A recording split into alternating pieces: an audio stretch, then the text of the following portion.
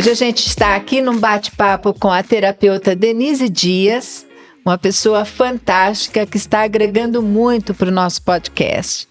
Denise, as pessoas estão tentando, de uma certa maneira, esquecer tudo o que foi vivido por ocasião da pandemia. A gente nem procura tocar mais nesse assunto de tantos desafios, de tantas dores que foram vividas. Mas numa situação de escolas, por exemplo, a gente percebe que 2020, 2021, 2022 foram anos que trouxeram algumas sequelas importantes, não só para os alunos, mas para os professores.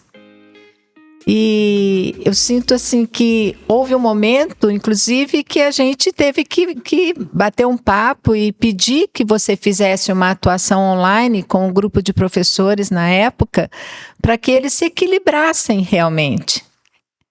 Conta um pouquinho sobre isso. O que você percebeu nesse período? O que acontecia? Mônica, eu lembro quando primeiro foi decretado um momento inicial de 15 dias de lockdown. Depois foi estendido para um mês e depois a gente viu que o lockdown seria maior. E eu lembro, independente de eu ser mãe solo, de eu ser profissional liberal, das questões na clínica, porque o impacto também chegou para mim naquela época, mas eu lembro exatamente que naquela época, quando eu vi que o lockdown se perduraria mais, eu lembro que eu pensei assim, meu Deus, se tem uma profissão que eu não queria estar na pele agora, é ser professor, mundialmente falando. É porque o planeta estava. Então, é ser professor. Porque eu pensei, a pressão em cima do professor para o online dar certo. Os pais que muitas vezes não colaboram para clicar no link que a escola manda, o link que trava, a internet tendo que ter uma capacidade e uma carga de funcionamento acelerado, porque o mundo foi para a internet. Nós já estávamos, tá bom, mas passamos a ficar muito mais na internet. Né? Expostos, eu digo assim, a escola era online, o trabalho era online. E a pressão que o professor sentia por ter que conseguir, de repente, e assim, de repente mesmo, algumas escolas deram um prazo de um mês, algumas semanas. Eu lembro muito bem teve escola que antecipou as férias de julho na época, e daí os professores tiveram tempo para pensar como é que eu vou gravar aquela aula, como é que eu vou dar uma aula de física, como é que eu vou explicar matemática, a galera já detesta matemática, tem dificuldade, e online vão tudo ficar dormindo. Os pais não vão ficar olhando, até porque os pais estão no quarto do lado trabalhando online. Como é que eu vou fazer? Então, eu lembro que eu senti assim, dó. É interessante que tem gente que fala assim, você não deve sentir pena pelas pessoas. É uma coisa quando você sente dó, quando você tem um sentimento de compaixão, no sentido humilhação. É verdade. Outra coisa é quando você tem empatia, você se solidariza, você acolhe. Você acolhe pensando, meu Deus, qual é a barra que essa pessoa está passando agora, né? E todo mundo só reclamando das aulas online, mas poucos alunos, de fato, mais engajados, tentando se colocar no lugar do professor. O professor, de repente, ele teve que virar youtuber, né? Foi. O professor teve que gastar com tecnologia, teve que comprar aquele anelzinho branco, o ring light. Todo mundo teve que comprar o ring light, né? Para ter mais luz, para fazer mais isso, para a aula ficar mais dinâmica. O professor teve que virar blogueiro. De repente, ele tinha que virar blogueiro para gravar uma aula ou para dar a aula online com a tela desligada, porque ninguém ligava a câmera. Principalmente os adolescentes. Sim, né? Principalmente os adolescentes. Ninguém, que é um público muito exigente, adolescente é um público, eu diria que é o público mais exigente e mais julgador, e é adolescente. Público que sofreu, né, durante tudo isso. Também, eu escrevi muito, fiz muitos vídeos na época sobre isso. Crianças, adolescentes e adultos. Faixa etária que mais sofreu com o isolamento da pandemia, adolescência. É lógico. Pilar das tribos, pilar da adolescência, socialização. Socialização. De repente, tranca. Mas zero, né? Bom, então eu lembro muito bem que eu ficava imaginando qual que era o tamanho do desgaste emocional para os professores, nível de cobrança. Se professor já é sobrecarregado no dia a dia, com um monte de situações, provas, correções, tarefas, trabalhos, etc., mães mandando mensagem com rede social hoje, muitos pais são invasivos, não vão mandar mensagem no aplicativo da escola, vão lá no particular do professor. Se é para falar uma palavra de carinho, um elogio, tudo bem, mas para fazer certas cobranças que existe um lugar certo para isso. Tem escola que é o WhatsApp da escola. Use. Tem escola que é o e-mail da escola. Use. Tem escola. Então, assim, use o meio que é a escola que você escolheu para o seu filho para se comunicar com a escola. Uhum. Né? Então, os professores ficaram numa sobrecarga absurda, numa pressão absurda. Eu lembro muito bem, alguns conversando comigo, teve procura de terapia por parte de professores, questões depressivas, crises de ansiedade absurdas. Então, eu penso assim, que foi não estamos falando da área médica que estava lidando com Covid, situações absurdas, horrorosas, da morte de fato ali no hospital. Estamos falando com foco agora em quê? Na educação. Uhum. Né? Então, eu lembro que eu senti muito pelos professores por terem que, de repente, se vira para gravar a aula online. Não uso o vídeo, vai usar. Não consigo falar para uma câmera, vai ter que falar. Não consigo, vai ter, mas vai ter, mas vai ter. Então eu imagino, eu me compadeço com a pressão que muitos professores passaram naquela fase, porque eu tenho certeza que não foi fácil não, para eles. Imagina, por exemplo, o caso dos tímidos, né? Os que tinham um pouco mais de dificuldade com tecnologia. Sim.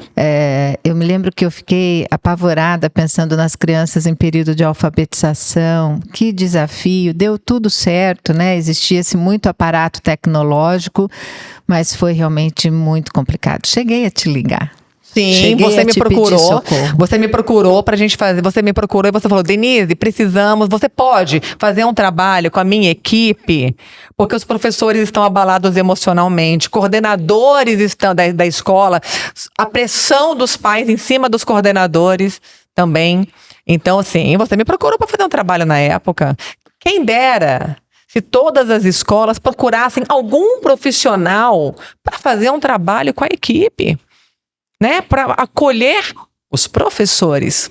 Porque só se falava nos alunos, bem-estar do aluno. A aula visando o bem-estar do aluno. A aula visando a mãe que está louca em casa, que está se divorciando, né? Quantos divórcios na pandemia, né? Casamento sólido, se manteve sólido. Casamento estremecido, pandemia veio para livramento, na minha opinião. Casamento sólido ficou. Certo?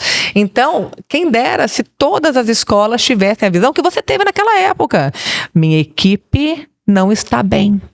Minha equipe está precisando se sentir amparada. Vamos fazer alguma coisa? O que é possível fazer no momento? Eu me lembro que eu também vivi um desafio grande. Eu tive que fazer lives, nunca tinha feito live na vida.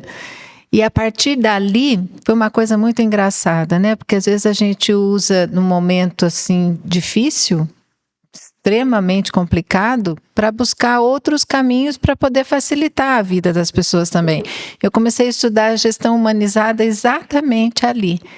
De que forma que eu podia acolher, de que forma que eu podia conversar com as pessoas que estavam numa situação mais complicada. Para essas eu ligava na casa, não deixava desistir.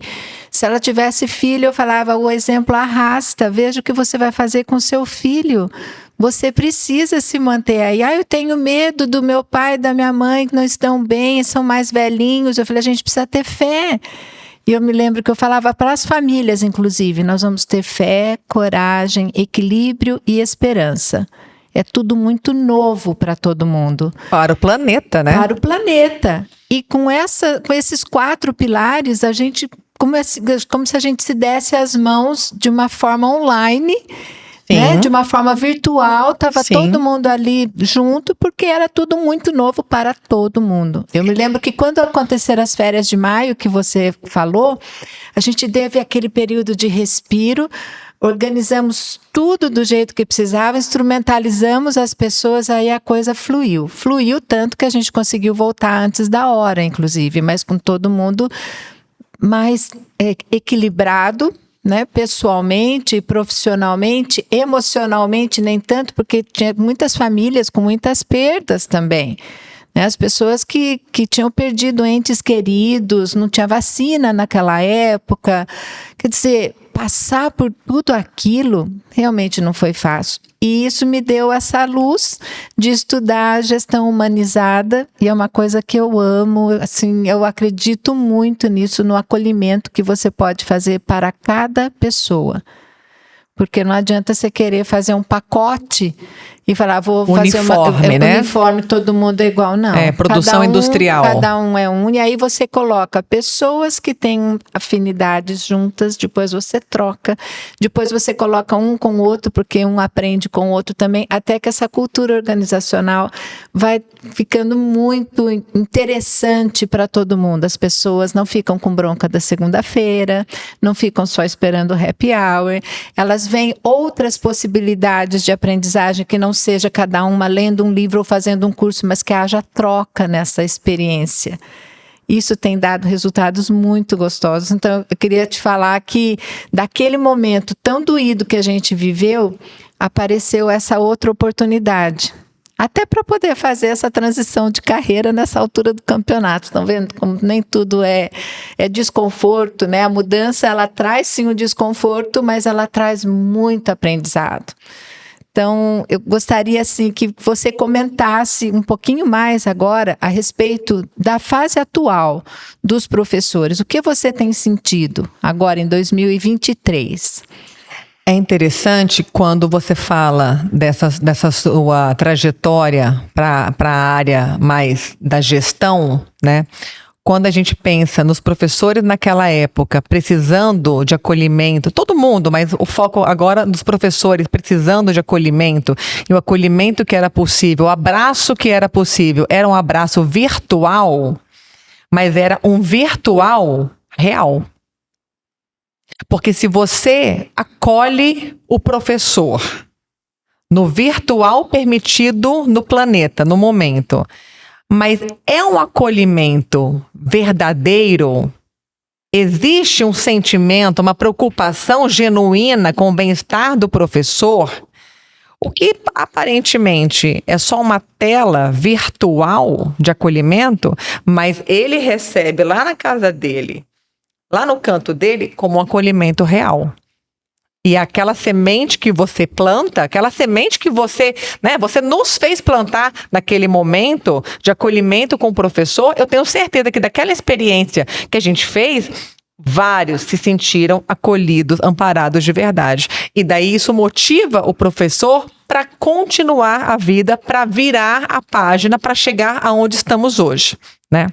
Uhum. E daí, quando a gente olha o cenário, relação escola, famílias, hoje, né, na minha visão, quando a gente olha a relação professores-família hoje, eu vejo que muita gente virou a página sim, mas eu vejo que muita gente se agarra como muleta na pandemia.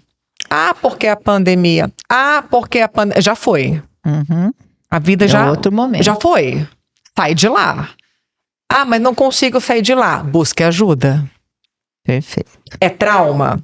É um transtorno pós-traumático? Para você foi mais difícil, seja lá por qual motivo for, passar pela pandemia do que para a sua irmã, para a sua prima? Ok, busque ajuda. Seja lá com que tipo de profissional. Vá buscar alguém, né? Porque já foi. É necessário superar aquele momento. E muitos pais, muitas famílias também foram obrigadas a se adaptarem na comunicação com a escola daquela época, se comportam como se ainda estivéssemos naquela época. Naquela época, você tem razão. Entendeu? Então, os pais também precisam retomar dentro de casa, com os seus filhos, que são alunos, o papel de ser pai e de ser mãe. Deste ano e daqui Agora, para frente, hoje. Porque uma situação do foco, do forte que era o lockdown e aquele momento híbrido, presencial online, a gente entende que os pais estavam em casa, tendo que trabalhar e muitas vezes não conseguiam dar atenção escolar para os filhos, estava lá com o professor. A gente entende isso. Eu também sou mãe. Eu fiquei no lockdown com uma criança de 3 anos. 3. O pessoal fala terrible 2. Eu falo, o terrible 3 é pior do que o terrible 2. Por quê? Porque tem muito mais energia. Eles começam a bater boca mais com a gente. A inteligência, o desenvolvimento cognitivo, né? E eu tinha que atender meus pacientes por 7, 8 meses, porque o prédio onde eu tenho sala alugada, fechado. Não podia. Entende? Então, eu entendo perfeitamente, como mãe, como terapeuta que eu sou, eu entendo perfeitamente a impotência, a falta de domínio dos pais em conseguir lidar com a educação escolar dos filhos naquela época. Aquela época já foi. Se faça, né, mais presente hoje. A pandemia me desacostumou a checar agenda, a checar tarefa, a checar apostila. Nós não estamos mais. Acostume-se novamente. Acostume-se. Né? Seja ativo. Como que você vai trabalhar a disciplina se você não tem? Exatamente. Né? De uma forma simples, inclusive, com uma brincadeira, algo lúdico, mas tem que fazer. Então, os pais precisam virar a página, né? E ser mais ativos, atuantes na realidade que, praticamente, graças a Deus, graças à vacina, etc., né? Voltamos ao normal, vamos dizer assim, né? Um novo momento, né? É um novo momento. Fortalecidos para o novo momento. Muito bem falado. Vamos pensar desse jeito, que estamos todos fortalecidos para o novo momento. Denise, estou muito feliz de ter você aqui no podcast, muito feliz, muito agradecida. Tenho certeza que as pessoas estão aproveitando muito. Eu que agradeço o convite, foi um prazer enorme.